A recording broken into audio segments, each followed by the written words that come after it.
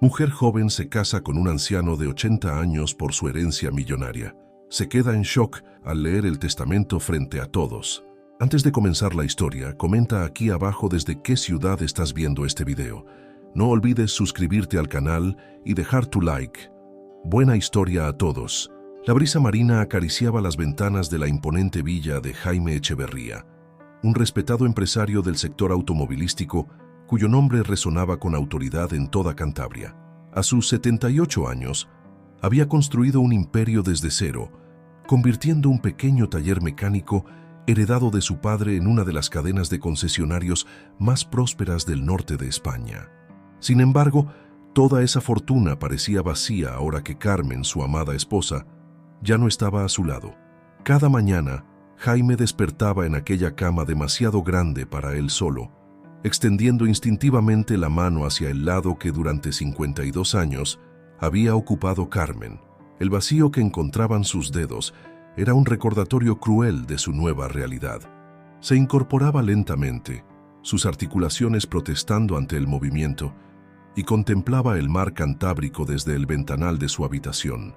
La inmensidad azul que tanto había fascinado a Carmen ahora solo amplificaba su soledad. «Buenos días, Carmen», susurraba como cada mañana a la fotografía en su mesita de noche, donde ella sonreía eternamente bajo el sol de Santillana del Mar en uno de sus últimos viajes juntos. La rutina matutina de Jaime se había vuelto metódica desde la partida de Carmen. Se vestía con el mismo esmero de siempre, seleccionando cuidadosamente uno de sus trajes hechos a medida, aunque ya no tuviera reuniones importantes a las que asistir. Había delegado la gestión diaria de sus negocios a ejecutivos de confianza, pero mantenía su dignidad y costumbres como último bastión de normalidad. Aquella mañana de octubre, el cielo de Santander amaneció particularmente gris, reflejo perfecto del ánimo de Jaime. El café humeante sobre la mesa del desayuno y el periódico doblado pulcramente esperaban por él, preparados por Sofía, la mujer que venía 3 veces por semana a limpiar la casa. Un silencio pesado dominaba cada rincón de la villa, interrumpido solamente por el tic-tac del antiguo reloj de péndulo que había acompañado todo su matrimonio y que ahora parecía marcar el ritmo de su soledad. El timbre sonó, sobresaltándolo ligeramente. No esperaba visitas. Al abrir la puerta, encontró el rostro amable y familiar de Dolores Quintana, su vecina desde hacía más de 20 años. Una mujer viuda de 65 años que habitaba la casa contigua y que desde la partida de Carmen había adoptado la costumbre de visitarlo con cualquier excusa. «Buenos días, Jaime. Pasaba para ver si necesitas algo del mercado», dijo Dolores con una sonrisa cálida sosteniendo una pequeña cesta de mimbre. «Voy ahora y pensé que quizás te gustaría algo fresco para la comida». Jaime respondió con una sonrisa leve pero genuina, el primer gesto de calidez en todo el día. «Eres muy amable, Dolores, pero Sofía ya se ha encargado de la compra de la semana. Aunque si quieres puedes pasar a tomar un café». Dolores aceptó de inmediato, como si hubiera estado esperando la invitación. En la cocina, mientras Jaime servía 2 tazas, la conversación fluyó con la familiaridad de los años compartidos como vecinos. Dolores era una de las pocas personas con quien Jaime se sentía cómodo desde la partida de Carmen. No había pena en sus ojos cuando lo miraba, solo un entendimiento silencioso nacido de experiencias similares. «Mi hija llamó ayer», comentó Dolores, revolviendo su café. «Insiste en que me mude con ella a Barcelona, pero yo le digo que estoy perfectamente aquí. ¿Te imaginas dejando Santander?». «Imposible», Jaime asintió, comprendiendo perfectamente. Sus 2 sobrinos, los únicos familiares que le quedaban, también insistían en que vendiera la villa y se mudara a una residencia más adecuada para su edad en Madrid, donde ellos residían. La sola idea le producía escalofríos. «Esta es nuestra casa, Dolores. Aquí están nuestros recuerdos», respondió Jaime, refiriéndose tanto a Carmen como al difunto marido de Dolores. La conversación derivó hacia temas cotidianos: el nuevo restaurante en el Paseo Marítimo, la próxima exposición en el Centro Botín, las obras interminables cerca del puerto. Por un momento, la pesada capa de soledad que envolvía a Jaime pareció aligerarse. Cuando Dolores se despidió prometiendo regresar con un bizcocho casero al día siguiente, La casa volvió a sumirse en el silencio. Jaime decidió que no pasaría otro día encerrado entre recuerdos. Tomó su abrigo, su bastón, más una cuestión de estilo que una necesidad real, y salió a caminar por el paseo de Pereda. El aire fresco del Cantábrico llenó sus pulmones mientras observaba los barcos pesqueros regresar al puerto. Carmen y él solían sentarse en uno de los bancos frente a la bahía, imaginando historias sobre las personas que veían pasar. «Ese hombre de gabardina seguro es un espía internacional», bromeaba ella. «Y aquella mujer con el perro pequeño, una famosa escritora de incógnito». Los recuerdos arrancaron una sonrisa melancólica a Jaime. Sin darse cuenta, sus pasos lo llevaron hasta la cafetería donde solían desayunar los domingos. El camarero lo reconoció de inmediato. «Don Jaime, qué alegría verlo. La mesa de siempre». La mesa de siempre era junto al ventanal, con vista privilegiada a la bahía. Jaime dudó un instante, pero asintió. Era hora de enfrentar los espacios que había evitado durante meses. Mientras esperaba su café, observó a las familias que disfrutaban del día, a las parejas de ancianos que caminaban tomados del brazo, a los turistas que fotografiaban la belleza natural de Santander. Carmen siempre decía que habían tenido suerte de vivir en un lugar que otros solo podían visitar. Tenía razón, como en casi todo. De regreso a casa, la tarde comenzaba a caer sobre la ciudad. Jaime subió lentamente las escaleras hacia su habitación, sintiendo el peso de los años como nunca antes. Se detuvo frente al espejo del pasillo, contemplando su reflejo. El elegante empresario de antaño seguía allí, en el porte distinguido, en el cabello perfectamente peinado, ahora completamente blanco, en la mirada inteligente. Pero había algo nuevo, una fragilidad que no recordaba haber visto antes. Esa noche, mientras tomaba un baño caliente para aliviar el dolor en sus articulaciones tras la caminata, sucedió lo impensable. Al intentar salir de la bañera, su pie resbaló sobre el suelo mojado. Jaime intentó aferrarse al borde, pero sus reflejos ya no eran los de antes. Cayó pesadamente, golpeándose la cadera contra el borde de la bañera. El dolor fue inmediato e intenso. Intentó incorporarse, pero su cuerpo no respondía como debería. Gritó esperando que alguien lo escuchara, pero la villa estaba vacía y las paredes gruesas ahogaban cualquier sonido. Por primera vez desde que Carmen se había ido, Jaime sintió verdadero miedo, no por el dolor, sino por la certeza de su propia vulnerabilidad. Pasaron casi 2 horas antes de que Dolores, preocupada porque Jaime no respondía a sus llamadas telefónicas, decidiera usar la llave de emergencia que Carmen le había confiado años atrás. Lo encontró en el baño, consciente pero incapaz de moverse, con el rostro pálido y contraído por el dolor. La ambulancia llegó en minutos, transportándolo al Hospital Universitario Marqués de Valdecilla. Los médicos confirmaron lo que Jaime ya sospechaba.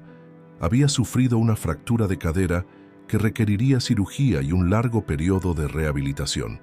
«Tiene usted suerte, don Jaime», le dijo el médico mientras revisaba sus radiografías. «Es una fractura limpia y usted goza de buena salud general para su edad. Con la operación y rehabilitación adecuadas, podrá recuperar buena parte de su movilidad».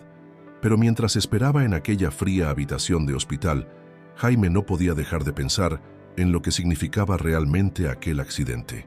No era solo una fractura, era la prueba definitiva de que ya no podía seguir viviendo solo, por mucho que le doliera admitirlo. Carmen ya no estaba para cuidarlo, y él ya no era el hombre fuerte e independiente de antes. Dolores permaneció a su lado durante toda la espera, sosteniendo su mano con firmeza cuando el miedo asomaba en sus ojos. Jaime, el orgulloso empresario que había liderado juntas directivas y negociado contratos millonarios, se encontraba ahora completamente dependiente de la bondad de una vecina. «Todo saldrá bien, Jaime», le aseguró ella cuando las enfermeras vinieron a prepararlo para la cirugía. «Estaré aquí cuando despiertes». Y por primera vez, desde que Carmen se había ido, Jaime dejó que las lágrimas rodaran libremente por sus mejillas, no de dolor físico, sino de gratitud, porque en medio de su soledad había encontrado un ángel guardián en la forma de una viuda de 65 años, con una cesta de mimbre y un corazón enorme. La última imagen que vio antes de que la anestesia hiciera efecto fue el rostro tranquilizador de Dolores, y mientras la conciencia lo abandonaba, pensó que tal vez, solo tal vez, la vida aún tenía algo que ofrecerle. Los días en el Hospital Marqués de Valdecilla se sucedían con la monótona cadencia propia de las instituciones sanitarias. Para Jaime, acostumbrado al control absoluto sobre su tiempo y espacio, aquella rutina impuesta resultaba casi tan dolorosa como la propia recuperación física.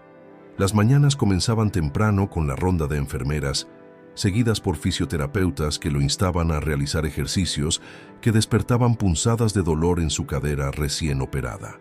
Un poco más, don Jaime, solo un esfuerzo más, repetían con una mezcla de firmeza y amabilidad que le recordaba a Carmen cuando insistía en que comiera más verduras o tomara sus medicamentos para la tensión. Pero Carmen no estaba allí, y esa ausencia se hacía más evidente en aquel entorno aséptico donde la vulnerabilidad humana quedaba al descubierto. Dolores lo visitaba religiosamente cada tarde, trayendo consigo pequeños trozos del mundo exterior, el periódico local, chismes del vecindario y ocasionalmente algún dulce de contrabando que escondía de la atenta mirada de las enfermeras. Su presencia era como un bálsamo, pero incluso ella tenía que marcharse cuando terminaba el horario de visitas, dejando a Jaime enfrentarse a noches interminables, donde el dolor y los recuerdos se entremezclaban en una danza cruel. Fue durante una de esas visitas, cuando la rehabilitación comenzaba a mostrar resultados prometedores, que Dolores abordó el tema que flotaba entre ellos desde el accidente. «Jaime, he estado pensando», comenzó con esa voz suave pero determinada que utilizaba cuando estaba a punto de decir algo importante. «Cuando te den el alta, no podrás quedarte solo en la villa. Las escaleras, el baño, será peligroso». Jaime frunció el ceño, dirigiendo la mirada hacia la ventana del hospital desde donde podía verse una pequeña porción de la bahía de Santander.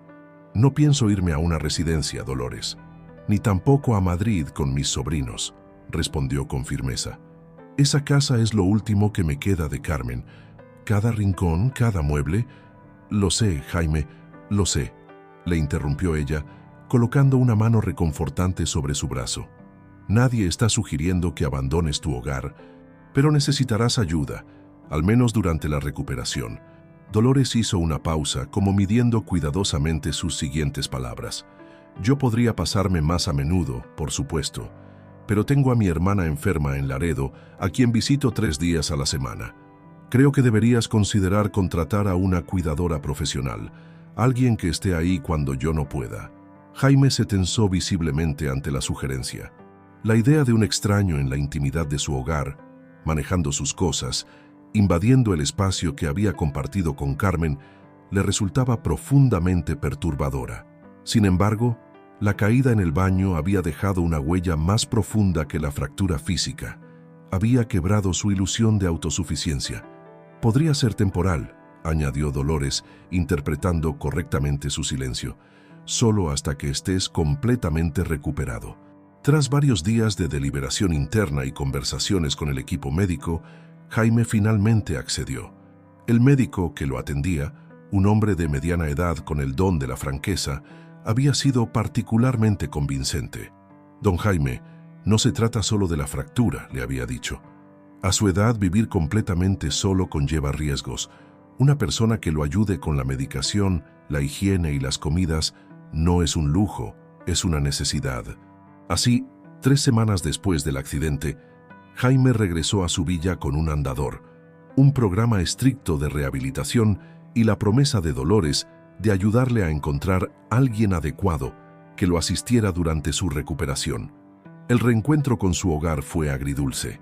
Por un lado, el confort familiar de sus espacios, el aroma de su estudio con los libros de siempre, la vista al mar desde su terraza. Por otro, la dolorosa constatación de que muchas cosas tan simples como subir las escaleras o entrar en la bañera se habían convertido en obstáculos formidables. Dolores, fiel a su palabra, comenzó de inmediato la búsqueda de una cuidadora. Contactó con una agencia recomendada por el hospital, revisó referencias y realizó entrevistas preliminares. Una semana después del regreso de Jaime, le presentó 3 opciones que consideraba adecuadas. La primera es Teresa. Tiene 60 años y 20 de experiencia, principalmente con pacientes con Alzheimer, explicó Dolores mientras tomaban té en la terraza. Luego está Victoria, de 45, enfermera de profesión que ahora trabaja como cuidadora particular. Y por último, Lucía, 25 años, formada en geriatría aunque con menos experiencia que las otras. Jaime escuchó atentamente, aunque su mente ya había descartado a la tal Teresa. No necesito que me traten como a un demente, y se inclinaba por la enfermera profesional. Me gustaría conocerlas antes de decidir, dijo finalmente. Después de todo, estaremos compartiendo espacio durante, el tiempo que sea necesario. Las entrevistas se programaron para los días siguientes. Teresa resultó ser una mujer competente, pero con una tendencia a tratar a Jaime como si fuera un niño, lo que irritó profundamente al empresario. Victoria, profesional y eficiente, tenía una personalidad fría y clínica que le recordaba demasiado al hospital que acababa de dejar. Y luego llegó Lucía Mendoza.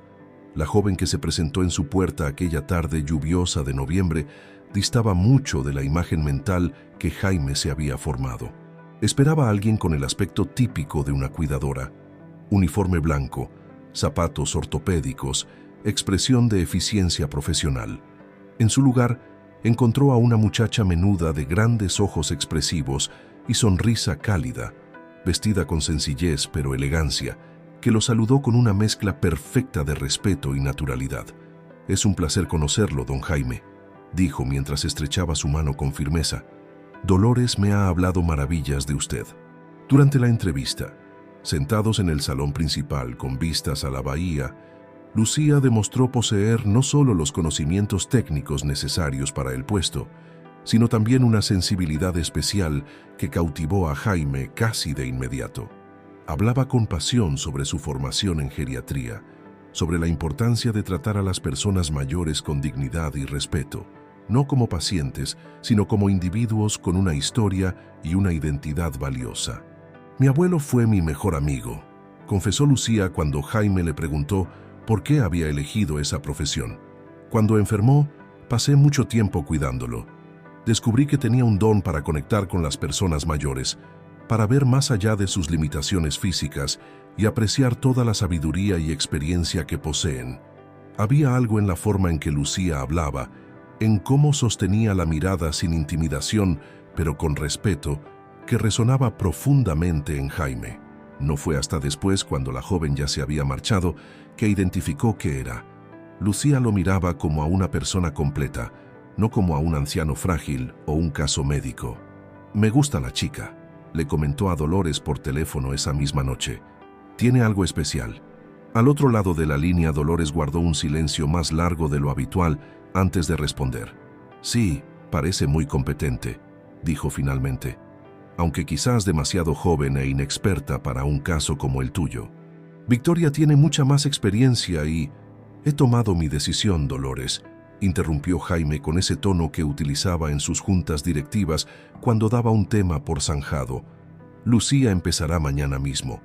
Así fue como Lucía Mendoza entró en la vida de Jaime Echeverría, trayendo consigo una brisa de juventud y vitalidad a aquella casa que durante demasiado tiempo solo había conocido el silencio y la melancolía. Los primeros días fueron un periodo de adaptación mutua.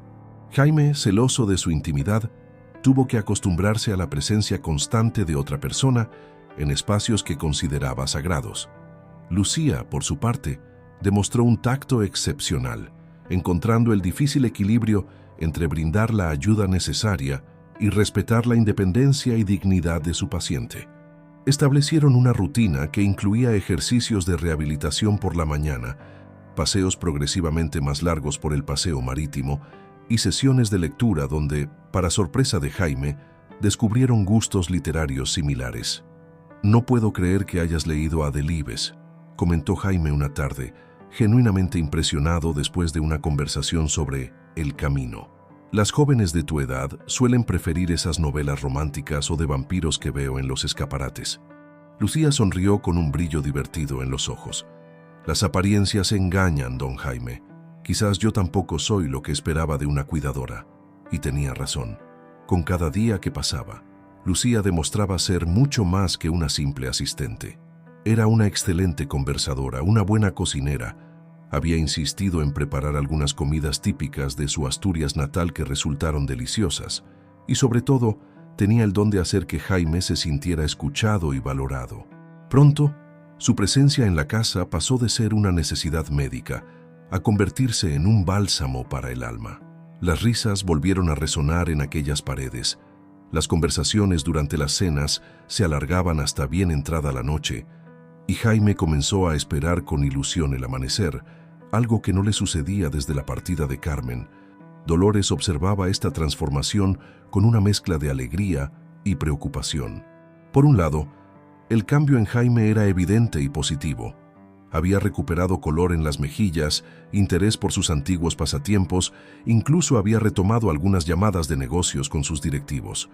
Por otro lado, algo en la devoción casi inmediata que Jaime había desarrollado hacia la joven cuidadora despertaba en ella una inquietud que no lograba definir completamente. «Es normal que sienta aprecio por ella», se decía a sí misma, mientras regaba las plantas de su terraza, desde donde podía verse la villa de Jaime. Está en una situación vulnerable y Lucía es amable y atenta. Solo espero que sepa mantener los límites profesionales adecuados. Lo que Dolores no podía saber era que en aquel preciso momento esos límites comenzaban a desdibujarse de manera sutil pero significativa. Porque mientras ella contemplaba con preocupación la villa vecina, en el estudio de Jaime Echeverría tenía lugar una conversación que marcaría un punto de inflexión en esta historia. Sentados frente al fuego de la chimenea, con una copa de coñac para él y un té para ella, Jaime acababa de compartir con Lucía uno de sus secretos más íntimos, el gran sueño no realizado de su vida junto a Carmen. «Siempre quisimos tener hijos», confesó con la voz ligeramente quebrada por la emoción y los recuerdos. «Lo intentamos durante años. Consultamos a los mejores especialistas en Madrid y Barcelona, pero Carmen no podía concebir. Fue quizás la única sombra en nuestro matrimonio, aunque nunca permitimos que la tristeza, por lo que no teníamos, eclipsara la felicidad por todo lo que sí teníamos». Lucía escuchaba con atención, sus grandes ojos oscuros fijos en el rostro de Jaime, reflejando cada matiz de emoción que cruzaba por él. Cuando el anciano terminó su relato, ella permaneció en silencio unos instantes, como procesando la información, antes de tomar una decisión que cambiaría el curso de ambas vidas. «Hay algo que creo que debo compartir con usted, don Jaime», dijo finalmente, con una vulnerabilidad en su voz que él nunca había percibido antes. Tal vez nos une más de lo que imagina». La confesión de Lucía aquella noche, frente a la chimenea, creó un puente invisible entre ella y Jaime, un vínculo forjado en la vulnerabilidad compartida y el dolor de sueños truncados. «Yo tampoco puedo tener hijos», había dicho con la mirada fija en las llamas danzantes, sus manos aferrando la taza de té como si buscara en ella un ancla para su emoción. «Un accidente en mi adolescencia. Los médicos dicen que es imposible». Jaime había permanecido en silencio, procesando aquella inesperada coincidencia, aquel eco de su propia historia en la vida de una muchacha tan joven. Cuando finalmente habló, su voz reflejaba una mezcla de compasión y cierta conexión que iba más allá de la relación entre paciente y cuidadora.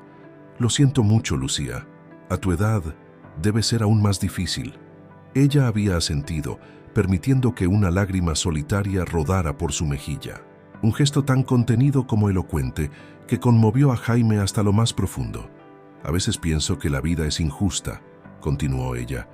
«Hay tantas mujeres que tienen hijos sin desearlos realmente, mientras otras que darían todo por esa oportunidad». Su voz se quebró ligeramente. «Pero he aprendido a vivir con ello, a encontrar otras formas de dar y recibir amor». Aquella confesión marcó un antes y un después en su relación. Durante las semanas siguientes, las conversaciones entre ambos se volvieron progresivamente más íntimas y personales. Jaime le habló de sus inicios en el negocio automovilístico, de cómo había transformado el pequeño taller de su padre en un imperio, de su amor por Carmen tan intenso el último día como el primero, de sus miedos ante la fragilidad creciente de su cuerpo que contrastaba con la lucidez intacta de su mente. Lucía, por su parte, compartió retazos de su vida que iban dibujando ante Jaime el retrato de una joven resiliente y sacrificada. Le habló de su infancia en un pequeño pueblo asturiano, de la temprana pérdida de sus padres en un accidente que la dejó a cargo de su abuela, y de cómo, tras la partida de ésta, había tenido que asumir la responsabilidad de su hermano menor, Miquel. «Miquel es todo lo que tengo», explicó una tarde mientras acompañaba a Jaime en su paseo diario por el jardín. «Desde que nuestra abuela faltó hace 5 años, he sido su única familia. Trabajé en 3 empleos diferentes para que pudiera terminar sus estudios». Jaime, apoyado en su bastón, el andador había quedado relegado al olvido gracias a los progresos en su rehabilitación, la escuchaba con genuino interés. «Debe estar muy orgulloso de ti», comentó. «No todos los hermanos harían tales sacrificios». La expresión de Lucía se ensombreció ligeramente y detuvo sus pasos junto a un rosal que comenzaba a mostrar signos del invierno inminente. «Miquel tuvo un accidente hace 2 años», dijo con voz queda.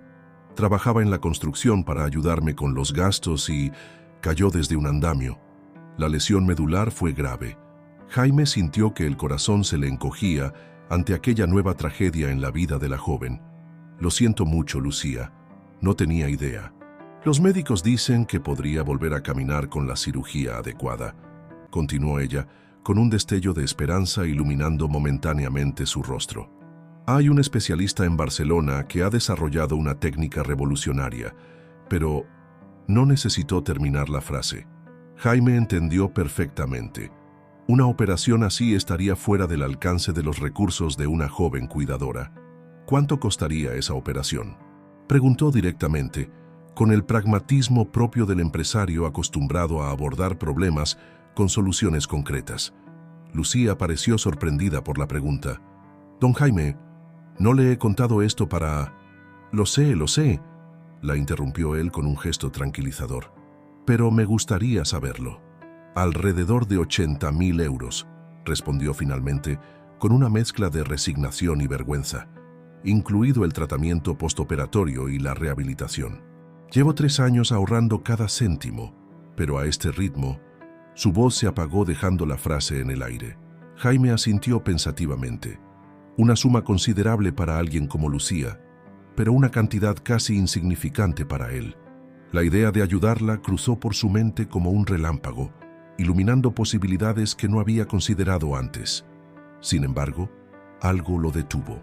No era el dinero lo que le preocupaba, sino la forma en que un ofrecimiento así podría cambiar la dinámica entre ellos, transformando una relación basada en el respeto mutuo en algo contaminado por la desigualdad económica y la gratitud obligada. «Miquel, tiene suerte de tenerte», dijo finalmente optando por la prudencia. «Quizás podamos hablar de esto en otro momento». Aquella conversación quedó suspendida en el aire como una promesa tácita, sembrada en el terreno fértil de la confianza que crecía entre ambos. A medida que los días se convertían en semanas y noviembre daba paso a un diciembre frío y lluvioso en Santander, la relación entre Jaime y Lucía seguía transformándose de manera sutil pero constante. Dolores observaba esta evolución con creciente inquietud. Sus visitas, aunque regulares, habían perdido la centralidad que antes tenían en la vida de Jaime. En más de una ocasión había llegado a la villa para encontrarse con Lucía y Jaime, compartiendo alguna broma privada, o absortos en una conversación que se interrumpía abruptamente con su llegada. «Estás demasiado pendiente de lo que ocurre en casa de Jaime», le comentó su hermana durante una de sus visitas a Laredo. «Él es libre de relacionarse con quien quiera». «No es eso, Pilar», respondió Dolores contemplando el mar embravecido desde la ventana del apartamento de su hermana. «Hay algo en esa chica que no termina de convencerme. Es demasiado… perfecta». Y es que Lucía parecía haber sido diseñada específicamente para llenar los vacíos en la vida de Jaime. Compartían gustos literarios, disfrutaban de la misma música clásica, incluso coincidían en sus opiniones sobre política y sociedad, algo raro entre personas con casi 50 años de diferencia. Más inquietante aún era la forma en que Lucía había comenzado a ocupar espacios que antes pertenecían exclusivamente a Carmen. Preparaba el café exactamente como a Jaime le gustaba. Había reorganizado discretamente algunos muebles para facilitar su movilidad e incluso había empezado a usar ocasionalmente el estudio que durante décadas había sido el santuario privado de Jaime y Carmen. Una mañana particularmente fría de mediados de diciembre, Dolores decidió pasar por la villa sin previo aviso, con la excusa de llevar unos mazapanes caseros para el desayuno. Al llegar, encontró a Lucía saliendo apresuradamente. «¡Dolores! ¡Qué sorpresa!», exclamó la joven visiblemente sobresaltada. «Buenos días, Lucía», respondió Dolores, notando el nerviosismo en su voz. «Traigo dulces para el desayuno». «¿Está Jaime despierto?» «Sí, está en la terraza cubierta.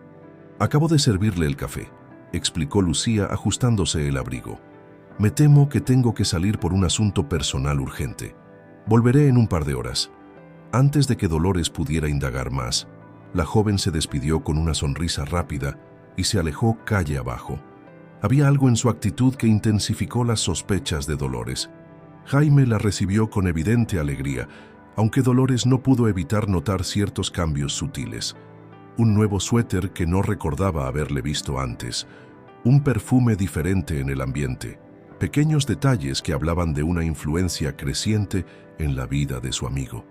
«Te veo muy bien, Jaime», comentó mientras servía los mazapanes en un plato. «La rehabilitación está dando frutos». «Lucía ha sido una bendición», respondió él con entusiasmo. «No solo me ayuda con los ejercicios, sino que ha traído vida nueva a esta casa. ¿Sabes? Ayer estuvimos revisando álbumes de fotos antiguos y se mostró genuinamente interesada en la historia de nuestra familia». Dolores asintió, preguntándose si Jaime era consciente de cómo sonaba eso. Nuestra familia, como si ya incluyera a Lucía en ese círculo íntimo. «Me alegro de que te sientas a gusto con ella», dijo cautelosamente. «Aunque recuerda que es una relación profesional. Está aquí para cuidarte, es su trabajo». La expresión de Jaime se ensombreció ligeramente ante aquel recordatorio. «Lo sé perfectamente, Dolores. No soy un viejo senil que confunde la amabilidad de una joven con algo más». Pero había algo en su tono defensivo que inquietó aún más a Dolores. Durante el resto de la visita, intentó obtener más información sobre Lucía, preguntando casualmente sobre su pasado, su familia, sus planes futuros. Para su frustración, descubrió que aunque Jaime hablaba de ella con entusiasmo, la mayoría de lo que sabía era bastante vago y superficial. «Dices que tiene un hermano en silla de ruedas, pero ¿alguna vez lo has visto? ¿Has hablado con él?», preguntó finalmente cuando su paciencia comenzaba a agotarse. «¿A qué viene este interrogatorio, Dolores?», respondió Jaime claramente molesto. «Lucía es una persona reservada con su vida privada, y lo respeto. No todos necesitamos compartir cada detalle de nuestra existencia». La tensión entre ambos era palpable, algo inusual en una amistad que hasta entonces había fluido con naturalidad. Dolores decidió no insistir, pero se propuso investigar por su cuenta.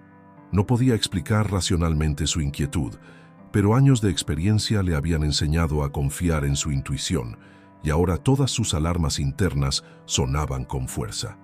Mientras tanto, ajeno a estas sospechas, Jaime experimentaba un renacimiento emocional que no había creído posible tras la partida de Carmen.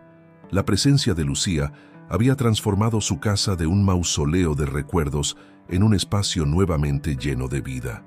Sus atenciones iban mucho más allá de lo estrictamente profesional. Pequeñas sorpresas, como su postre favorito preparado porque pasaba por la pastelería, libros escogidos específicamente para sus gustos, conversaciones profundas que se extendían hasta la madrugada. Una noche, mientras compartían una botella de vino frente a la chimenea, algo que se había convertido en una rutina casi diaria, Lucía mencionó casualmente que su contrato temporal estaba a punto de finalizar. «La agencia me ha ofrecido un nuevo puesto en Bilbao con una familia que necesita cuidados similares», comentó, observando con atención la reacción de Jaime. El pánico que sintió ante la perspectiva de perderla lo tomó por sorpresa. En apenas 3 meses, Lucía se había convertido en una presencia indispensable en su vida. La idea de volver a la soledad anterior, a los días vacíos y las noches interminables, le resultaba insoportable. ¿Tienes que irte?, preguntó intentando sin éxito ocultar la angustia en su voz. Tu trabajo aquí no ha terminado. Mi rehabilitación... Médicamente has progresado más de lo esperado, respondió ella con una sonrisa triste. Pronto no necesitarás una cuidadora a tiempo completo. Jaime guardó silencio, contemplando el fuego mientras en su mente se debatían emociones contradictorias.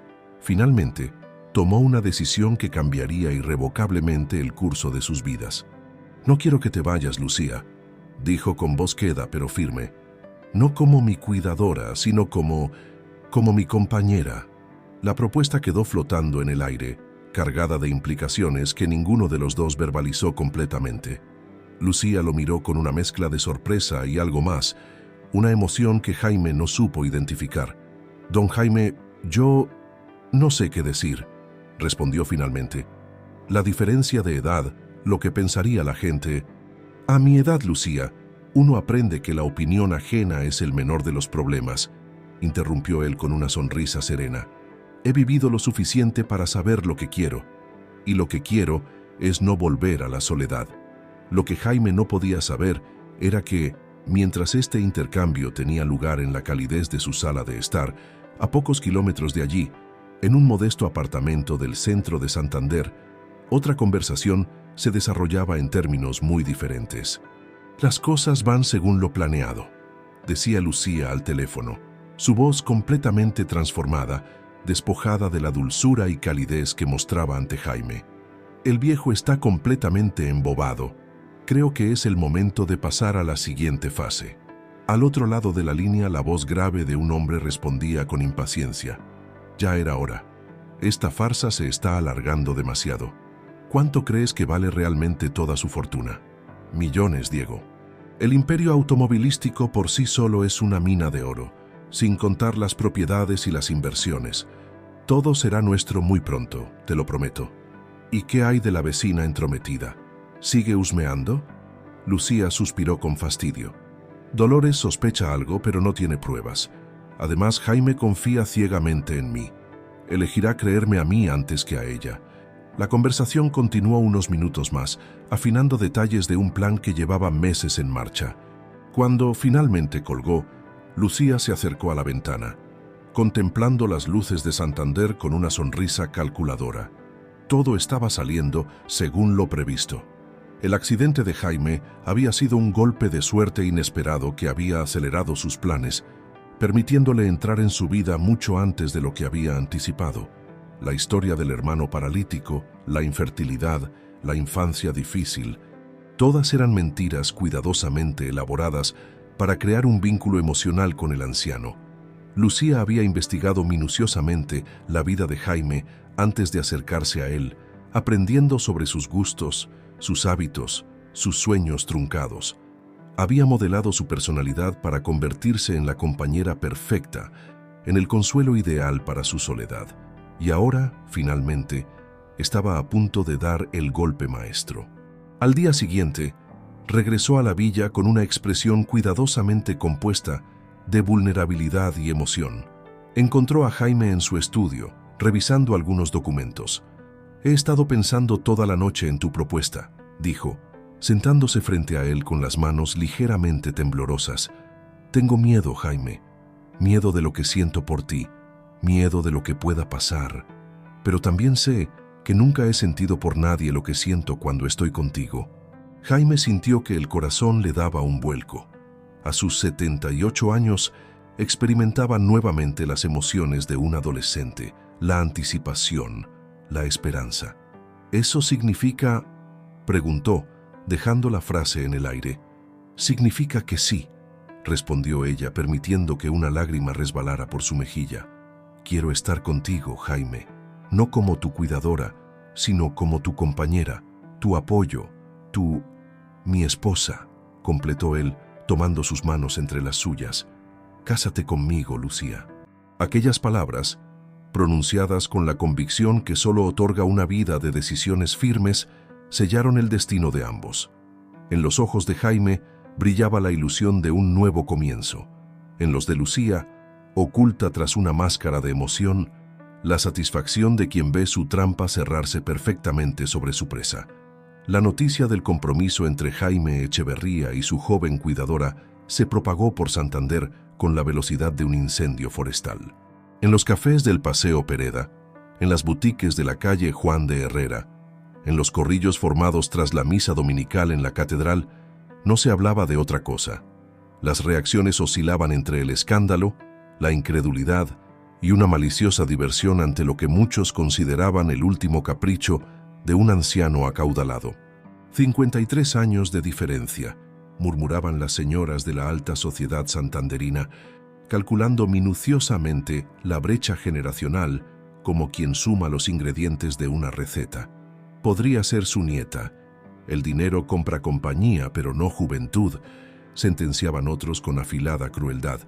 Ajeno a estos comentarios, Jaime experimentaba un rejuvenecimiento que iba más allá de lo puramente emocional. Su postura se había erguido, su paso se había vuelto más firme. Incluso las arrugas alrededor de sus ojos parecían haberse suavizado. Para él, cada día junto a Lucía era un regalo inesperado, una segunda oportunidad que el destino le brindaba cuando ya había aceptado la soledad como compañera definitiva. Lucía, por su parte, interpretaba su papel con maestría consumada. Atenta pero no servil, cariñosa pero manteniendo una dignidad que desafiaba las acusaciones murmuradas a sus espaldas. Ante Jaime, sus ojos siempre reflejaban admiración y ternura. Tras su fachada, meticulosamente calculaba cada paso en su plan. Solo Dolores se mantenía firme en su desconfianza, convirtiéndose involuntariamente en la antagonista del idilio que Jaime estaba viviendo. Sus intentos de hacerle ver la extraña rapidez con que se había desarrollado todo, las incongruencias en el pasado de Lucía, sus repentinas ausencias inexplicadas, solo conseguían tensionar su amistad de décadas. «¿Estás celosa?», le había espetado Jaime durante una discusión particularmente acalorada, palabras que había lamentado inmediatamente, pero que reflejaban la profunda brecha que se estaba abriendo entre ellos. «No puedes soportar que haya encontrado felicidad con alguien más». «No se trata de celos, Jaime, por Dios», había respondido Dolores herida pero determinada.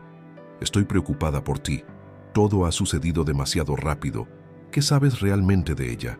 ¿Has comprobado siquiera si tiene realmente un hermano paralítico?» Pero cada objeción, cada duda planteada, solo reforzaba la determinación de Jaime y, paradójicamente, estrechaba aún más su vínculo con Lucía, quien hábilmente se presentaba como víctima de prejuicios injustos. «La gente siempre juzga lo que no comprende», decía con voz suave cuando encontraba a Jaime perturbado tras alguna de estas confrontaciones. «Nuestro amor es poco convencional, lo entiendo, pero lo que sentimos es real, y eso es lo único que importa». Así, en un frío día de enero, apenas 2 meses después de conocerse, Jaime y Lucía contrajeron matrimonio en una ceremonia íntima en el Ayuntamiento de Santander. La ausencia de Dolores fue una herida silenciosa en el corazón de Jaime, aunque intentó no demostrarla. Los únicos testigos fueron el abogado de Jaime, un hombre de confianza que había manejado sus asuntos legales durante décadas, y una supuesta amiga de Lucía que en realidad era una actriz contratada para la ocasión. Miquel, el hermano paralítico de Lucía, tampoco asistió. «Su condición empeoró ayer y está hospitalizado», explicó ella con estudiada tristeza. «Pero nos ha dado su bendición por teléfono».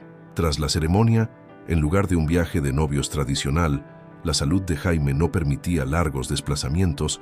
La pareja se retiró a una exclusiva cabaña en los picos de Europa que Jaime había alquilado para la ocasión.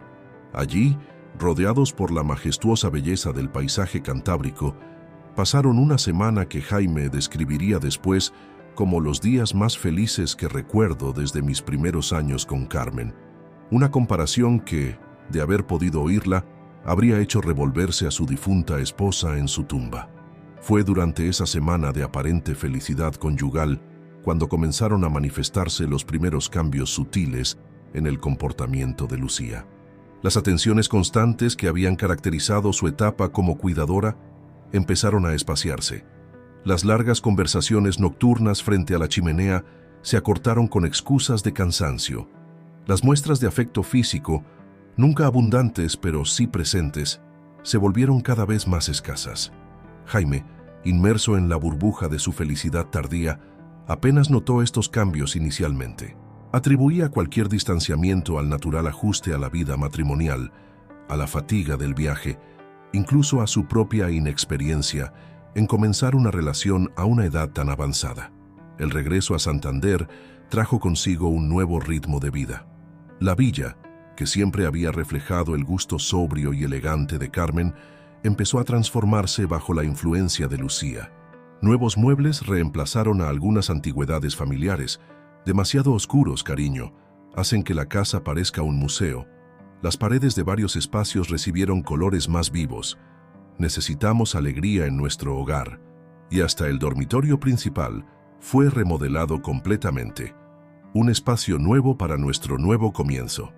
Cada cambio era presentado como una mejora, una forma de hacer la casa más acogedora y segura para Jaime, quien aceptaba estas transformaciones como pruebas del amor e interés de su joven esposa.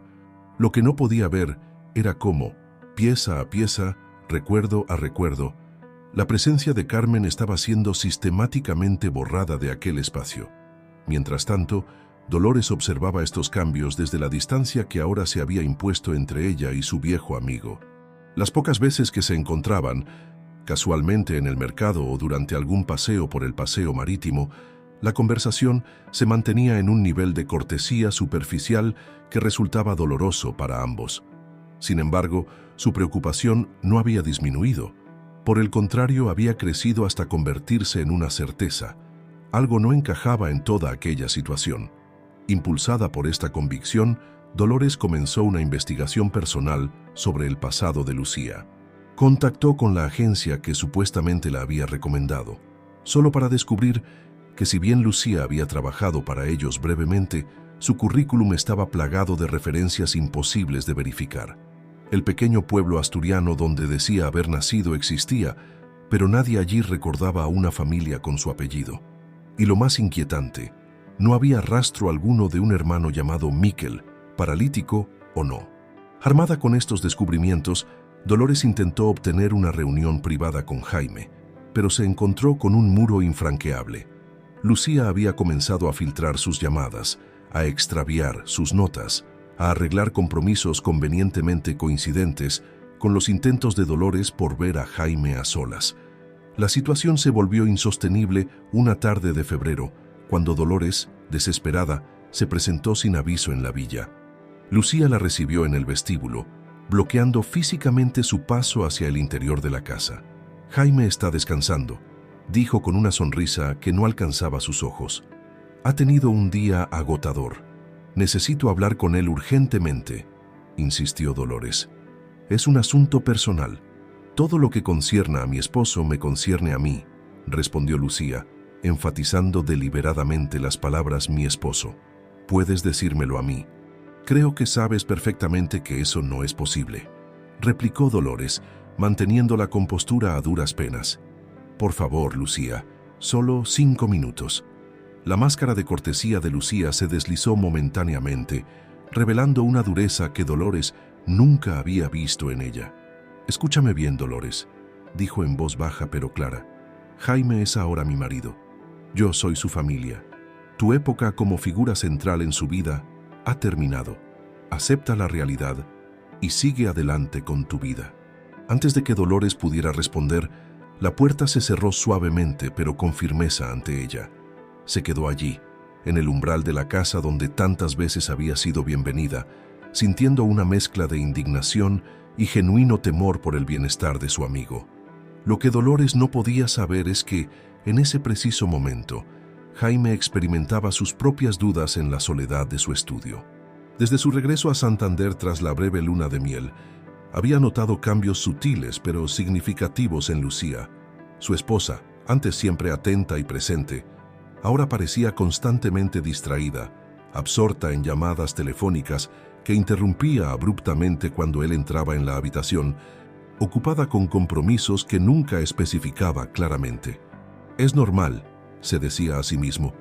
«Es joven, necesita su espacio, su independencia». Pero en el fondo de su mente, Una voz que sonaba sospechosamente similar a la de Carmen le susurraba advertencias que intentaba acallar. Esa misma noche, mientras Lucía supuestamente asistía a una cena con antiguas compañeras de trabajo, Jaime se encontró solo en la inmensa villa, con las inquietudes creciendo en su interior. Por primera vez desde su matrimonio, se permitió cuestionar seriamente su decisión. ¿Había sido demasiado apresurado? Había confundido la gratitud y el miedo a la soledad con amor genuino. Sentado en el sillón donde tantas noches había compartido con Carmen, Jaime se enfrentaba a estas preguntas cuando escuchó un sonido inesperado: el timbre del teléfono móvil de Lucía. En su prisa por salir, aparentemente, lo había olvidado sobre la mesita del salón. Jaime miró el aparato con indecisión. Nunca había sido un hombre dado a invadir la privacidad ajena, ni siquiera la de Carmen durante sus 50 años de matrimonio. Pero algo, curiosidad, intuición o quizás la acumulación de pequeñas dudas, lo impulsó a tomar el teléfono. La pantalla mostraba un mensaje de texto de alguien identificado simplemente como D.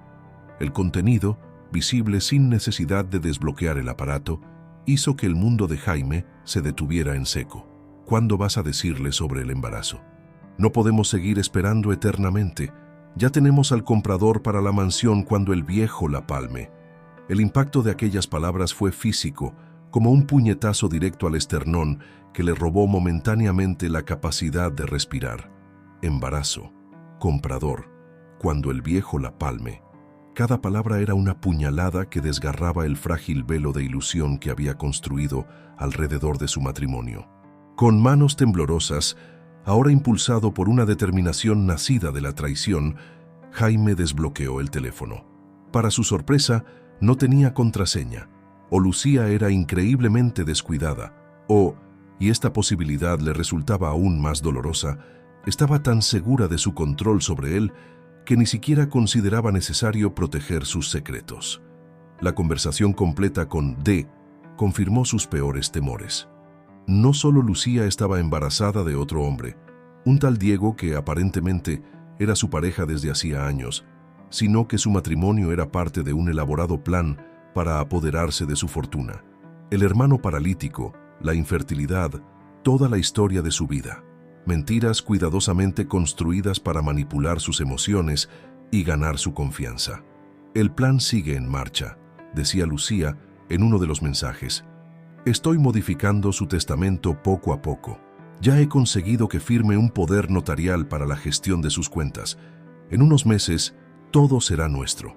Jaime permaneció inmóvil, con el teléfono en la mano, mientras la realidad caía sobre él con todo su peso.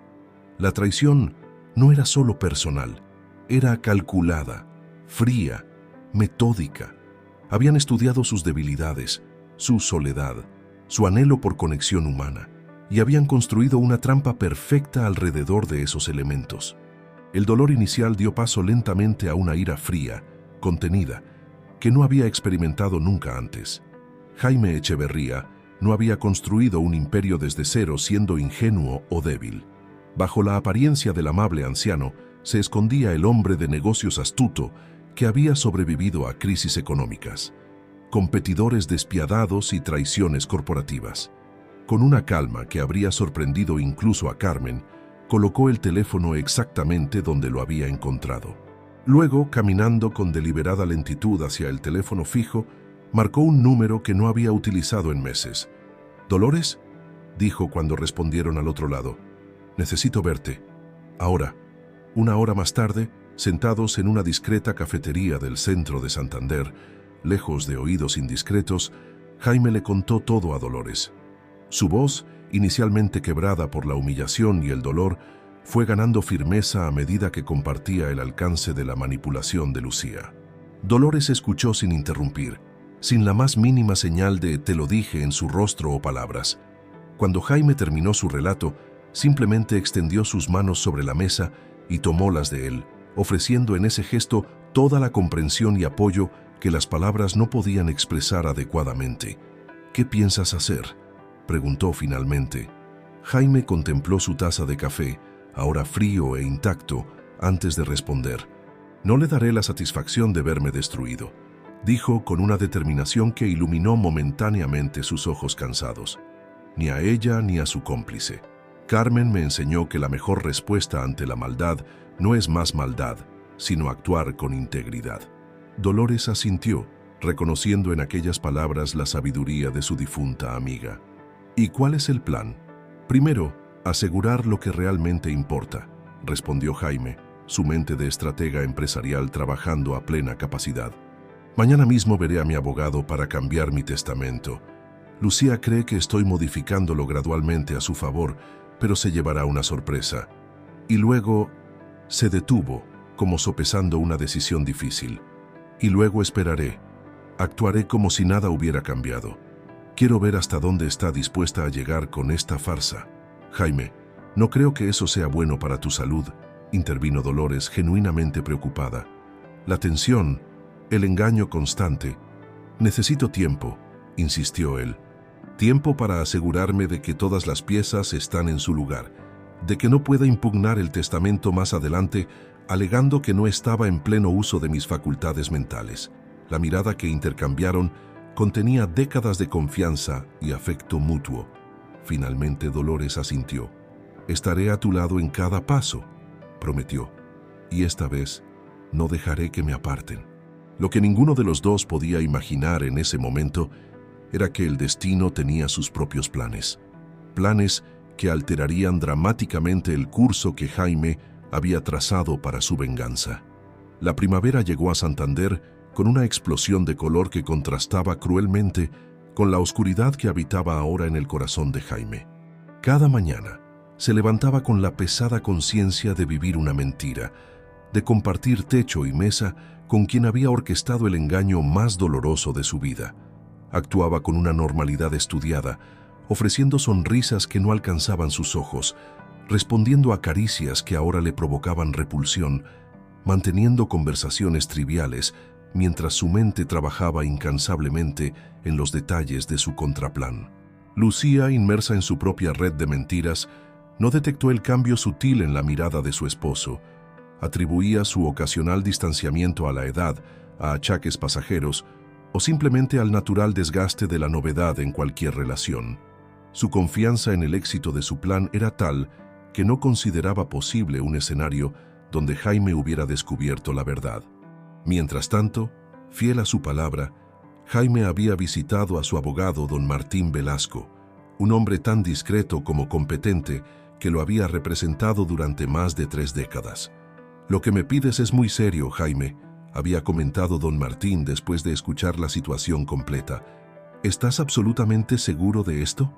«Tan seguro como de que el sol saldrá mañana», respondió Jaime, su voz teñida de una determinación inquebrantable.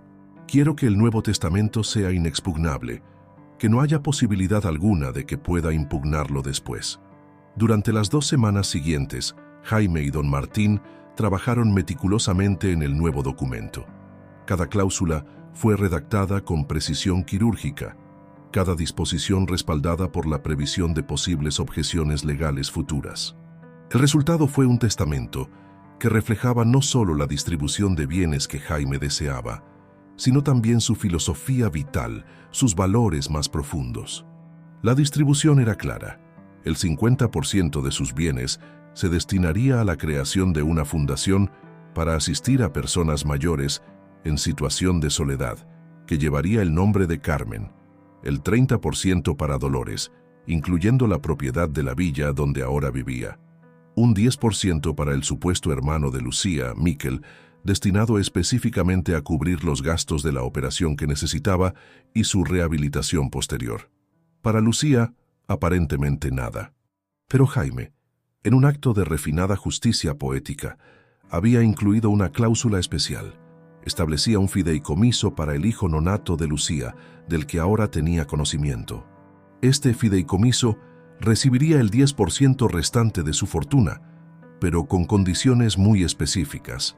El capital y sus rendimientos solo estarían disponibles cuando el niño alcanzara la mayoría de edad, y vendrían acompañados de una serie de cartas escritas por el propio Jaime explicando las circunstancias completas de su concepción.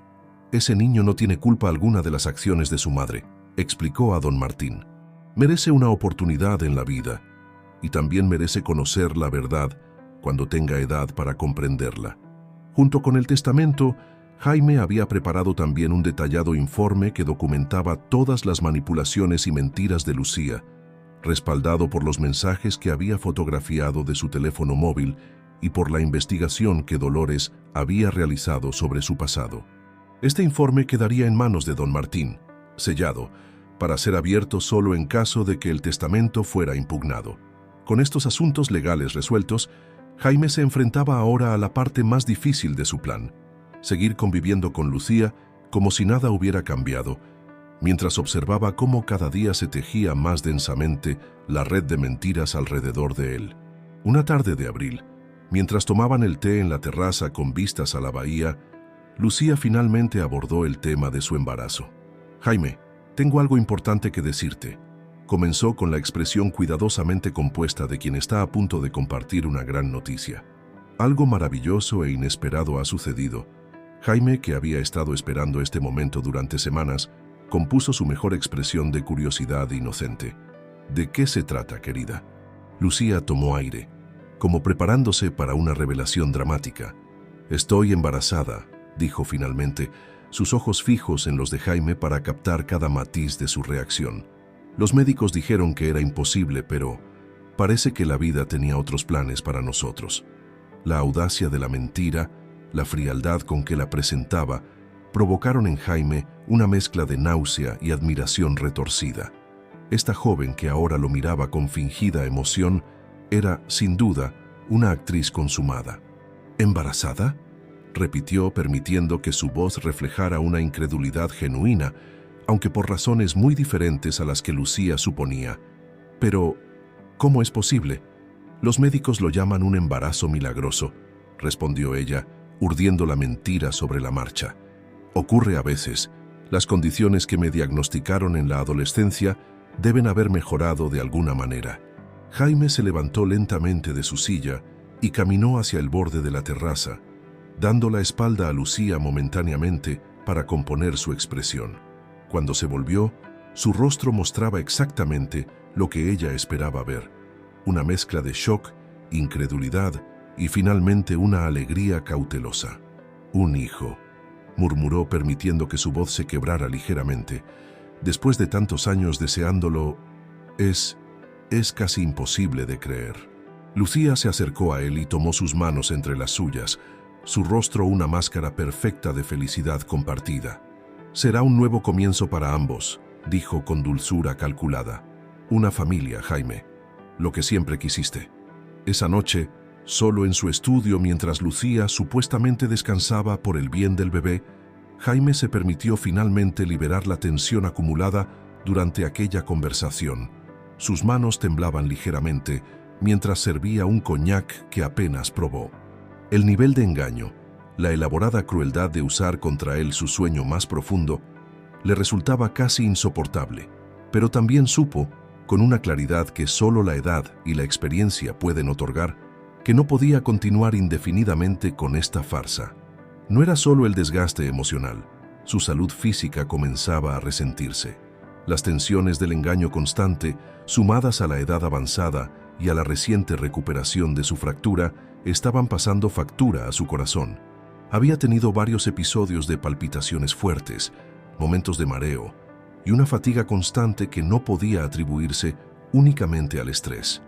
Tras una visita discreta a su médico de confianza, la realidad quedó confirmada. Su corazón estaba fallando. Sin intervención médica agresiva, sus días estaban contados, posiblemente semanas o meses, no años. Esta noticia, que habría devastado a muchos, provocó en Jaime una extraña sensación de alivio y claridad. La inminencia de su partida le otorgaba una perspectiva nueva, casi liberadora. Ya no necesitaba mantener la farsa indefinidamente, solo lo suficiente para asegurarse de que su legado estaría protegido. Esa misma semana sufrió un episodio cardíaco menor mientras desayunaba. Lucía, alarmada no tanto por preocupación genuina, sino por el temor a que su plan se truncara prematuramente, insistió en llamar a una ambulancia. Jaime pasó 3 días en el hospital, sometido a diversos exámenes y comenzando un nuevo régimen de medicación. Durante su estancia hospitalaria, Dolores fue su visitante más constante. Lucía aparecía puntualmente en los horarios convencionales, interpretando a la perfección el papel de esposa preocupada, pero siempre con excusas para no prolongar demasiado sus visitas. Necesito descansar por el bebé. El médico ha dicho que debo evitar el estrés en esta etapa. Tengo que preparar la casa para tu regreso.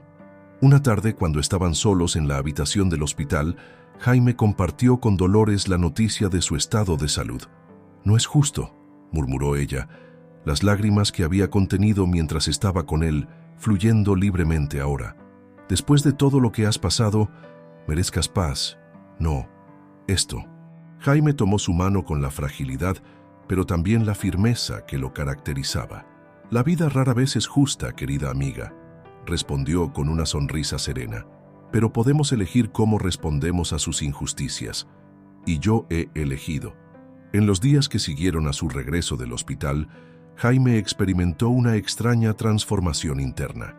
El conocimiento de su condición, lejos de sumirlo en la desesperación, le proporcionó una claridad que no había sentido en mucho tiempo. Como si al acercarse al final, pudiera finalmente ver el panorama completo de su vida con perfecta nitidez. Comenzó a escribir extensamente, cartas para el hijo de Lucía que nunca conocería, memorias de su vida con Carmen, consejos empresariales destilados de décadas de experiencia, reflexiones filosóficas sobre el amor, la traición y el perdón. Estas escrituras las guardaba cuidadosamente en una caja fuerte, cuya existencia Lucía desconocía, ubicada tras un panel corredizo en su estudio. También dedicó tiempo a revisar minuciosamente todos sus asuntos pendientes. Confirmó con don Martín que el Nuevo Testamento estaba debidamente registrado y protegido. Se aseguró de que Dolores tuviera copias de documentos importantes y conociera la ubicación de objetos personales de valor sentimental que deseaba que conservara. Incluso tuvo una larga conversación telefónica con sus sobrinos en Madrid, restableciendo un contacto que se había enfriado tras su matrimonio con Lucía. Para sorpresa de Dolores, en ninguna de estas preparaciones detectó amargura o deseos de venganza. Por el contrario, Jaime parecía haber alcanzado una serenidad que trascendía las circunstancias dolorosas que lo rodeaban.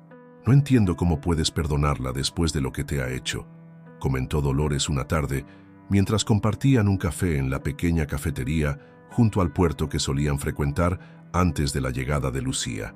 Jaime contempló las aguas de la bahía, sus ojos reflejando la sabiduría acumulada de casi 8 décadas de vida. «No se trata realmente de perdonarla a ella, Dolores», respondió finalmente. «Se trata de liberarme a mí. El rencor es una carga demasiado pesada para llevarla en el último tramo del camino». A mediados de mayo, cuando los jardines de Santander estallaban en colores y fragancias, el corazón fatigado de Jaime finalmente cedió. Ocurrió de manera apacible, mientras dormía en su estudio rodeado de los libros que amaba, y con una fotografía de Carmen sobre su escritorio. Fue Dolores quien lo encontró al pasar a visitarlo temprano aquella mañana, como habían acordado. Lucía, que había pasado la noche fuera con el pretexto de visitar a Miquel en el hospital, regresó apresuradamente al recibir la noticia. Su actuación como viuda desconsolada fue impecable. Lágrimas en el momento justo, expresiones de dolor medidas con precisión, incluso un pequeño desvanecimiento durante el velatorio que generó murmullos de simpatía entre los asistentes. Lo que no sabía, mientras recibía el pésame de personas que apenas conocía, era que su papel en esta obra estaba a punto de llegar a un final muy diferente al que había planeado, porque 3 días después, en el despacho de don Martín Velasco, tendría lugar la lectura del testamento que Jaime había preparado tan meticulosamente, el acto final de una vida que había elegido terminar no con venganza, sino con una forma particular de justicia. La mañana de la lectura amaneció gris y lluviosa, como si el propio Santander se vistiera de luto por uno de sus hijos más queridos. En el sobrio despacho de don Martín se reunieron Lucía, vestida con un discreto traje negro que acentuaba su estado de futura madre viuda. Dolores, con el dolor genuino reflejado en cada arruga de su rostro, los dos sobrinos de Jaime, llegados desde Madrid, y algunos representantes de las empresas del grupo Echeverría. Lucía se sentó en primera fila, con una mezcla de impaciencia apenas disimulada y confianza absoluta. Después de todo, era la viuda, embarazada del hijo del fallecido. Las leyes españolas protegían firmemente los derechos de los cónyuges y los herederos directos. Aunque Jaime hubiera tenido alguna sospecha hacia el final, seguramente no habría tenido tiempo de modificar significativamente su testamento, o eso creía ella. Don Martín comenzó la lectura con la solemnidad que la ocasión requería. Las primeras disposiciones, relativas a donaciones menores a antiguos empleados y a la parroquia local, no despertaron particular interés en Lucía. Su expresión de aburrimiento educado cambió bruscamente cuando el abogado llegó a la distribución principal de bienes. En cuanto a la distribución del resto de mi patrimonio, leyó don Martín ajustándose las gafas, dispongo lo siguiente. El 50% de mis bienes será destinado a la creación de una fundación que llevará el nombre de mi amada primera esposa, Carmen, dedicada a combatir la soledad en la tercera edad. Lucía se enderezó en su asiento, el primer destello de alarma iluminando sus ojos. Primera esposa, 50% para una fundación. Esto no era lo que esperaba en absoluto. El 30% de mis bienes, incluyendo la propiedad completa de la Villa Echeverría en Santander, será para mi leal amiga Dolores Quintana, en reconocimiento a su amistad incondicional y su honestidad inquebrantable. Un pequeño jadeo escapó de los labios de Lucía. Sus manos, que hasta ese momento habían descansado plácidamente sobre su vientre, en un recordatorio visual constante de su embarazo, se aferraron con fuerza a los brazos del sillón. Un 10% será depositado en un fideicomiso a nombre de Miquel Mendoza, hermano de mi segunda esposa, específicamente destinado a cubrir los gastos de la operación que necesita para recuperar la movilidad y su posterior rehabilitación. El rostro de Lucía palideció visiblemente. La mención de Miquel, de su supuesta condición, de la operación que ella había inventado, todo indicaba que Jaime había descubierto la verdad, o al menos parte de ella. Sus ojos recorrieron nerviosamente la habitación como buscando una salida, mientras su mente calculaba frenéticamente qué sabía exactamente Jaime y cómo podría esto afectar sus planes. En cuanto a mi segunda esposa, Lucía Mendoza, continuó don Martín, y la habitación pareció quedarse sin oxígeno momentáneamente. Todos los ojos se fijaron en la joven viuda, que ahora mantenía una compostura rígida, casi estatuaria. Deseo dirigirme a ella a través de una carta personal que deberá ser leída en este acto. Don Martín extrajo entonces un sobre sellado, diferente del documento legal que había estado leyendo hasta ese momento. Lo abrió con cuidadosa precisión y extrajo varias páginas escritas a mano con la letra elegante y firme de Jaime Echeverría. Querida Lucía, si estas palabras están siendo leídas, significa que mi corazón finalmente ha dejado de latir y que tú estás sentada en el despacho de don Martín, esperando recibir la fortuna por la que tan meticulosamente has trabajado durante estos meses. Primero, permíteme felicitarte por tu actuación. Has sido, en muchos aspectos, impecable. Elegiste bien tus blancos, estudiaste mis debilidades y ejecutaste tu plan con una precisión que habría admirado en un socio de negocios. Si las circunstancias fueran diferentes, probablemente te habría ofrecido un puesto en la dirección de alguna de mis empresas. Tienes un talento natural para la estrategia. Sin embargo, cometiste varios errores cruciales.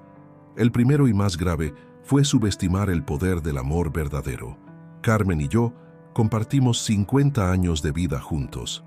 Conocía cada expresión de su rostro, cada matiz de su voz, y aunque físicamente ya no está conmigo, su esencia permanece, guiándome, protegiéndome. Fue su voz la que escuché en mi interior, advirtiéndome que algo no encajaba en nuestra precipitada relación. Tu segundo error fue subestimar a Dolores. La viste como una anciana entrometida, un obstáculo a eliminar. No entendiste que la amistad genuina, como la que nos une a ella y a mí, es uno de los pocos tesoros que el dinero no puede comprar. El tercer error, quizás el más irónico, fue olvidar tu teléfono móvil aquella noche en el salón. Toda tu cuidadosa planificación desbaratada por un simple descuido doméstico. Así supe del embarazo, de Diego y de vuestros planes para mi patrimonio. Podrías preguntarte, ¿por qué? Sabiendo todo esto, no te enfrenté directamente. ¿Por qué continué con la farsa, permitiéndote creer que tu plan seguía en marcha? La respuesta te sorprendería. No fue por elaborar una venganza más sofisticada, ni por disfrutar viéndote cavar tu propia tumba figurativa. Fue porque, a mis 78 años, comprendí que la vida es demasiado breve y preciosa para consumirla en rencores, que el odio daña más a quien lo alberga que a quien va dirigido. Y sobre todo porque el niño que llevas en tu vientre, independientemente de las circunstancias de su concepción, merece una oportunidad. Ahora, en cuanto a mi testamento, como ya habrás escuchado, no recibirás directamente ni un céntimo de mi fortuna. La fundación que llevará el nombre de Carmen hará el bien que tú pretendías evitar. Dolores, quien realmente se preocupó por mí, tendrá seguridad y confort para el resto de sus días. Y en cuanto a Miquel, tu supuesto hermano, bueno, he destinado una suma considerable para su operación. Si de alguna forma milagrosa aparece reclamando ese dinero, deberá someterse a exhaustivos exámenes médicos y genéticos que sospecho resultarán bastante reveladores.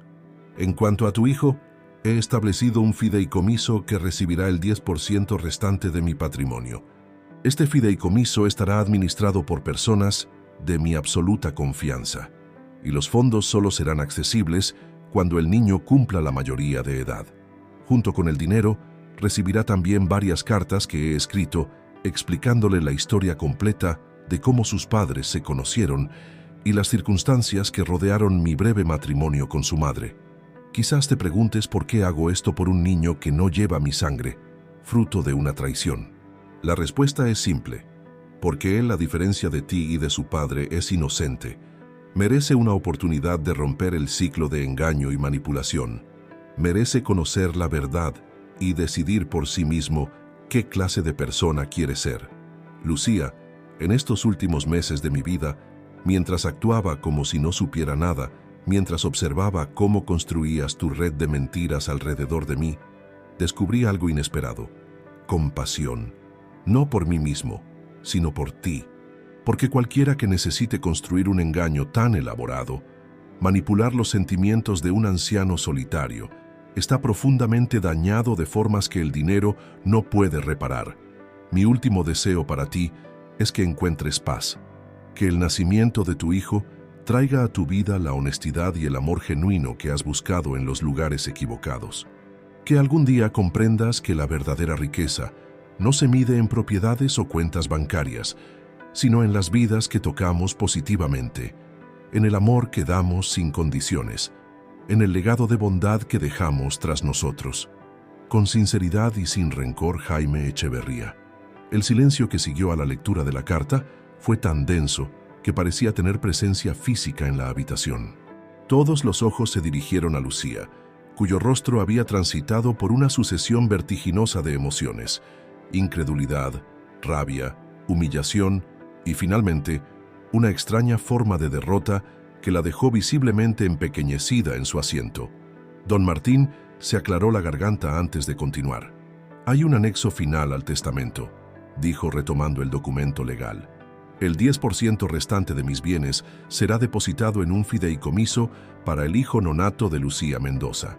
Estos fondos serán administrados por un comité compuesto por don Martín Velasco, Dolores Quintana y mi sobrino Felipe Echeverría. El capital y sus rendimientos estarán disponibles para el beneficiario únicamente cuando alcance la mayoría de edad, junto con una serie de cartas personales que he preparado y que serán entregadas en ese momento». Con esas palabras concluyó la lectura formal del testamento. Lo que siguió fue una escena que los presentes recordarían durante años.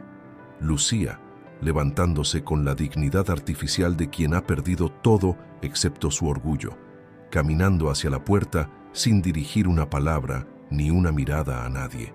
Su salida fue tan dramática como silenciosa, un reconocimiento tácito de que el juego había terminado y ella había perdido. En los días siguientes, se desató una tormenta mediática. La historia del empresario engañado por su joven esposa, quien además esperaba un hijo de otro hombre, era demasiado jugosa para que la prensa local la ignorara. Pronto se sumaron detalles sobre el pasado de Lucía, su relación con Diego y los intentos anteriores de estafas similares aunque de menor escala. El escándalo alcanzó tales proporciones que Lucía se vio obligada a abandonar Santander, refugiándose supuestamente en algún lugar de la costa mediterránea. Dolores, fiel a su naturaleza discreta y compasiva, rechazó todas las solicitudes de entrevistas y evitó alimentar el escándalo.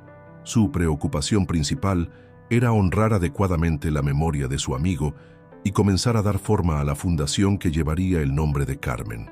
6 meses después de la partida de Jaime, nació el hijo de Lucía y Diego. Contra todo pronóstico, Lucía cumplió con los requerimientos legales para el establecimiento del fideicomiso, permitiendo las pruebas de paternidad necesarias y facilitando la documentación para que el niño pudiera ser reconocido como beneficiario. Quizás fue pragmatismo, quizás una chispa de responsabilidad maternal despertada por el nacimiento de su hijo, o tal vez simplemente la resignación ante lo inevitable. Sea como fuere, el pequeño Mateo, como fue llamado, quedó legalmente vinculado al legado de Jaime Echeverría. Un año después de la lectura del testamento, Dolores inauguraba oficialmente la Fundación Carmen Echeverría en un edificio restaurado del Centro Histórico de Santander. La fundación ofrecía espacios de encuentro para personas mayores, programas intergeneracionales, asistencia domiciliaria para quienes vivían solos y una variedad de actividades culturales y recreativas diseñadas específicamente para combatir la soledad en la tercera edad. En el acto de inauguración, rodeada de autoridades locales, representantes de organizaciones sociales y muchos ancianos que ya se beneficiaban de los programas, Dolores dio un breve discurso que conmovió a todos los presentes. Jaime y Carmen Echeverría entendieron que la verdadera riqueza no está en lo que acumulamos, sino en lo que compartimos, dijo con voz firme a pesar de la emoción. Esta fundación es la materialización de su amor, que trasciende incluso la barrera de la ausencia física. Porque el amor verdadero, como Jaime solía decir, no conoce límites, ni la edad, ni la distancia, ni siquiera la partida terrenal. Entre los asistentes a la inauguración, había una figura que llamó la atención de Dolores. Un hombre joven en silla de ruedas, observando la ceremonia desde una esquina discreta del salón. Cuando el acto formal concluyó y los invitados comenzaron a dispersarse, Dolores se acercó a él con curiosidad. «Disculpe, ¿nos conocemos?», preguntó amablemente. El joven, de unos 30 años y expresión afable, sonrió con cierta timidez. «No personalmente, doña Dolores, mi nombre es Miquel Saavedra», respondió extendiendo su mano. «Trabajo como fisioterapeuta especializado en lesiones medulares en el Hospital Marqués de Valdecilla». Dolores estrechó su mano, procesando lentamente la información. «Miquel, como el supuesto hermano de...». «Exactamente», confirmó él. Cuando leí en la prensa sobre el testamento de don Jaime Echeverría y la mención a un Miquel paralítico, quedé impactado. Mi condición es real, como puede ver, aunque trabajo activamente ayudando a otros con lesiones similares. «¿Pero por qué está aquí hoy?», preguntó Dolores, genuinamente intrigada. Miquel respiró hondo antes de responder. «Porque conocí a Lucía. Hace 3 años, cuando ingresó brevemente como voluntaria en el hospital. Incluso salimos algunas veces», explicó. «Compartí con ella detalles de mi vida, mi accidente, mi rehabilitación. Nunca imaginé que utilizaría mi historia para algo así». La revelación dejó a Dolores momentáneamente sin palabras. Lucía no había inventado completamente la historia del hermano.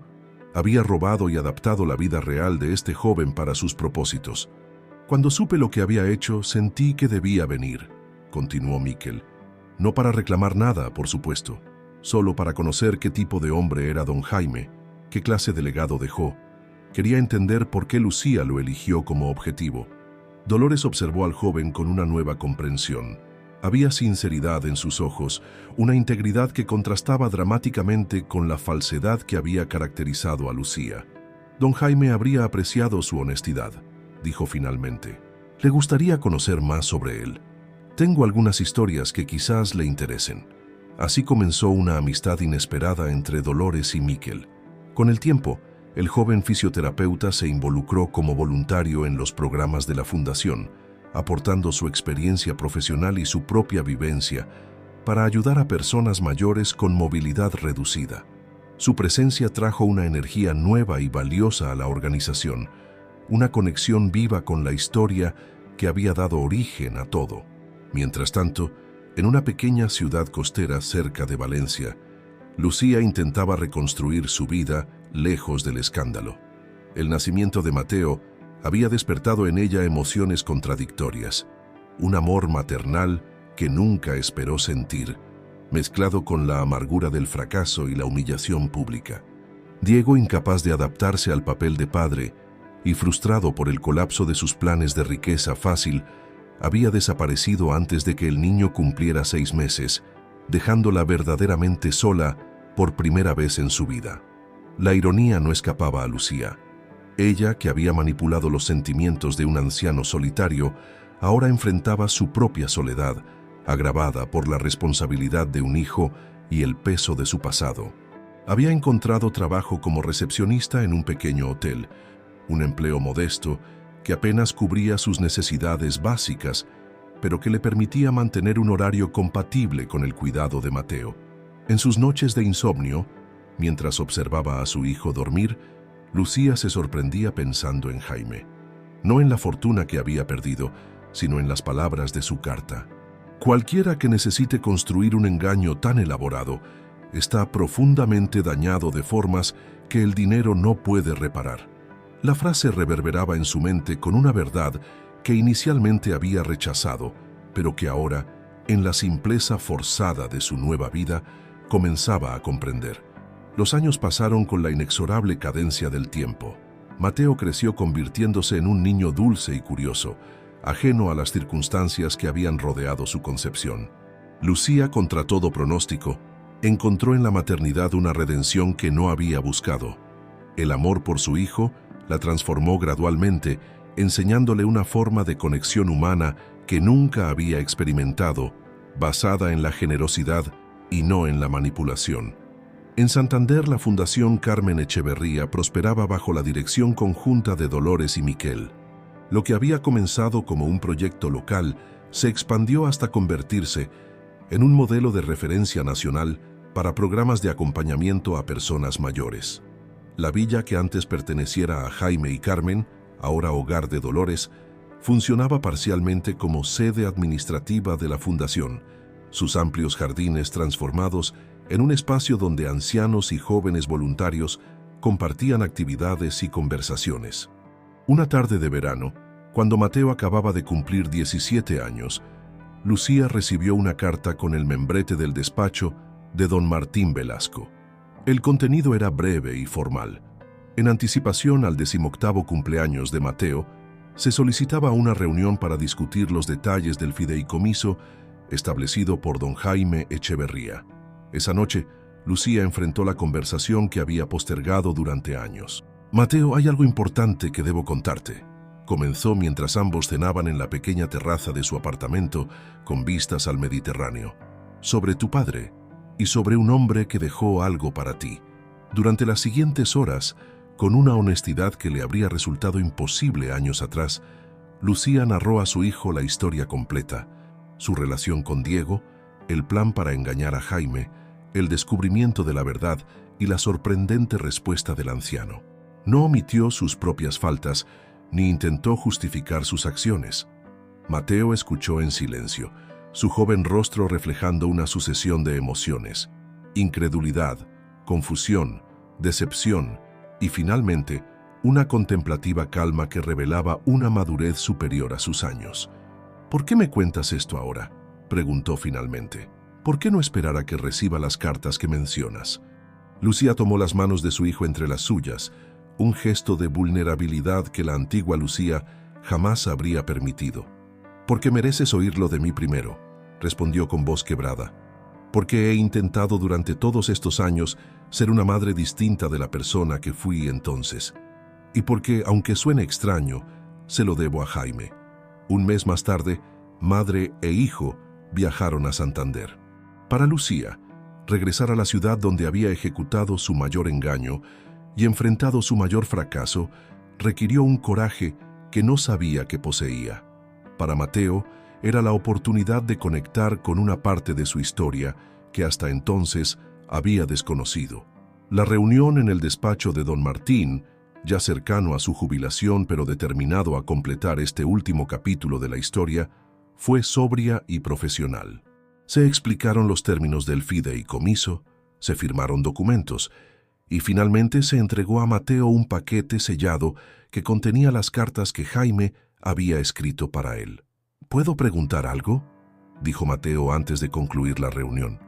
Me gustaría conocer la Fundación Carmen Echeverría. ¿Sería posible? La solicitud sorprendió a todos los presentes, especialmente a Lucía. Don Martín intercambió una mirada con Felipe Echeverría, sobrino de Jaime, y ahora miembro del consejo de la fundación, quien asintió brevemente.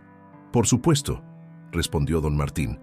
De hecho, la señora Dolores Quintana ha expresado su deseo de conocerte, si estás dispuesto.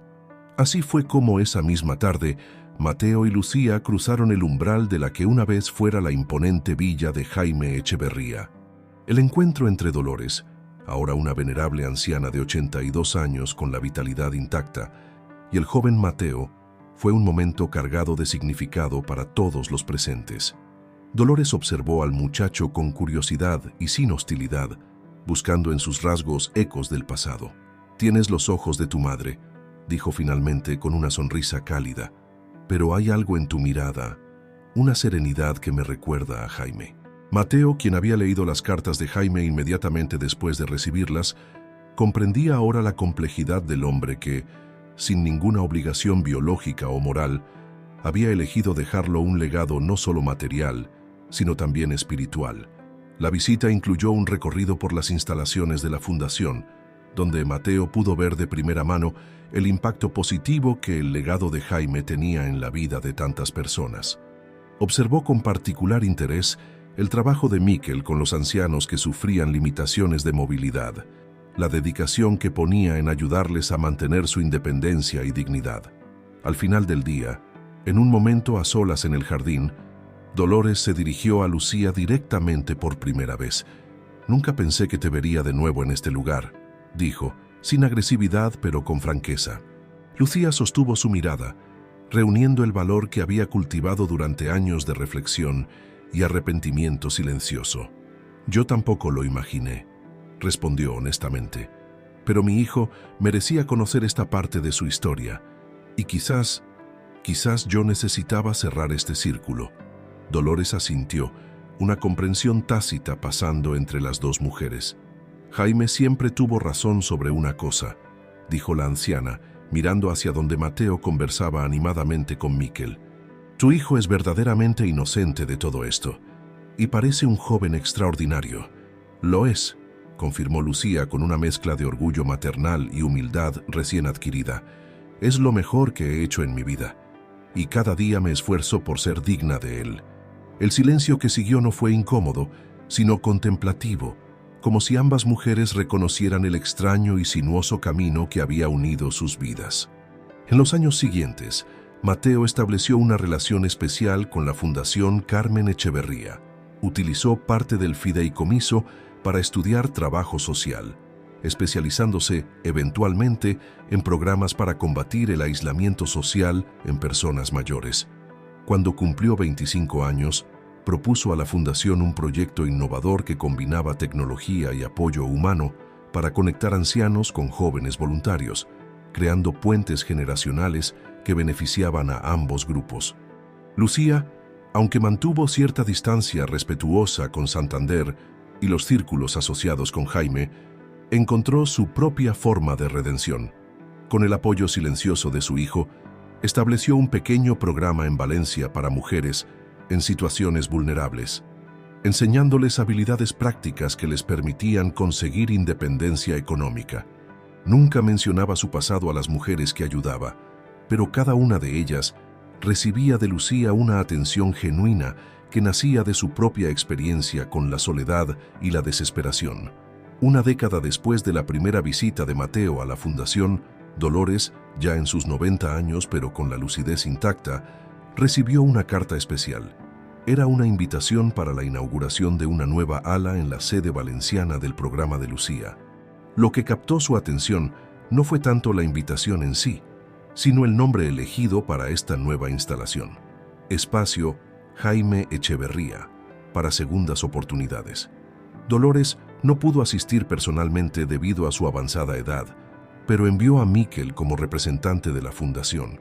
Cuando regresó le trajo no solo fotografías del evento, sino también un mensaje personal de Lucía. Dile a Dolores que finalmente entendí el legado más importante de Jaime, que la riqueza verdadera está en transformar el dolor en compasión, los errores en aprendizaje, y que nunca es tarde para elegir un camino mejor. Aunque no lo merezca, le agradezco su perdón silencioso a lo largo de estos años.